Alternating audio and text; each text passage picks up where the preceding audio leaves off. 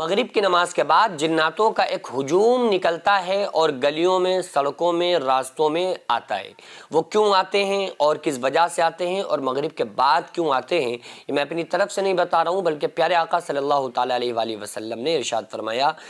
کہ اپنے بچوں کو مغرب کی نماز کے بعد، عشاء سے پہلے یعنی مغرب کی نماز کے بعد ان کو باہر نکلنے سے ان کو روکے رکھو،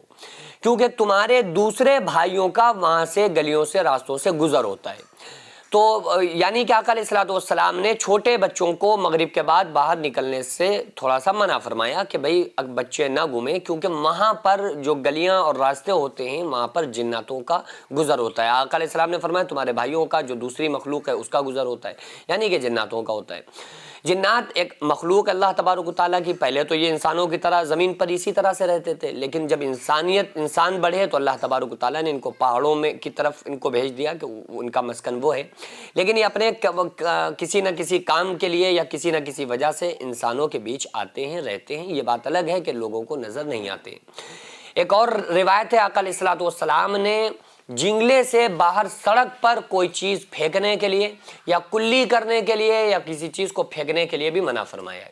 ایسا ہوتا ہے نا کہ عام طور سے جو ہمارے گھر ہوتے ہیں اور ان کے جو سڑک برابر میں ہوتی ہے گھر کے مکان کے، تو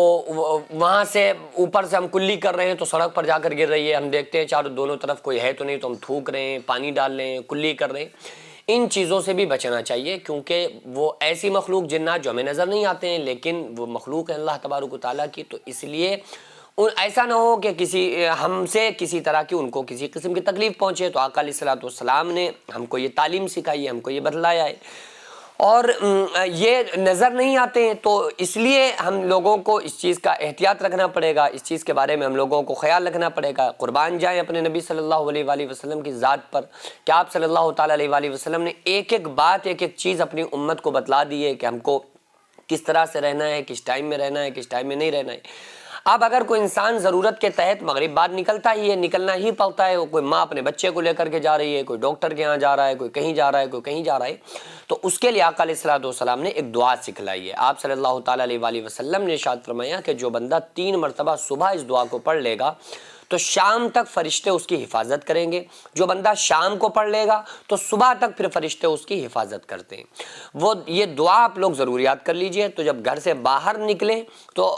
بسم اللہ الرحمن الرحیم پڑھ کے نکلیں، اور یہ صبح شام اپنے وظائف میں داخل کر لیں تاکہ کسی بھی طرح کا آپ کو نقصان نہ پہنچے۔ آقا علیہ السلام نے ارشاد فرمایا جو بندہ اس کو پڑھ لے گا، موت کے علاوہ کوئی چیز اس بندے کو تکلیف نہیں پہنچا سکتی۔ کتنی بڑی گارنٹی ہے ہمارے نبی صلی اللہ علیہ وآلہ وسلم کی کہ موت کے علاوہ کوئی دوسری چیز نقصان نہیں پہنچا سکتی۔ تو بس آپ اس دعا کو پڑھ کر 3 مرتبہ صبح پڑھ لیں اور 3 مرتبہ شام کو پڑھیں۔ بسم اللہ الذی لا یضر مع اسمہ شیء فی الارض ولا فی السماء وہو السمیع العلیم۔ بسم اللہ الذی لا یضر مع اسمہ شیء فی الارض ولا فی السماء وہو السمیع العلیم۔ اس دعا کو آپ 3 مرتبہ صبح پڑھیے اور اس دعا کو آپ حضرات شام کو 3 مرتبہ ضرور پڑھیے۔ ابھی ضرورت ہے جو جینس مدرسہ منہاج الحسین آغازیہ مداریہ مکن پور شریف میں جو قائم ہے، چل رہا ہے، تو اس کا صرف ایک ہال ہے جس میں بچے رہتے بھی ہیں، جو بیرونی بچے ہیں وہ وہیں رہتے ہیں، وہیں کھاتے ہیں، وہیں پیتے ہیں۔ جن کے رہنے کا بھی کوئی ان کے رہنے کا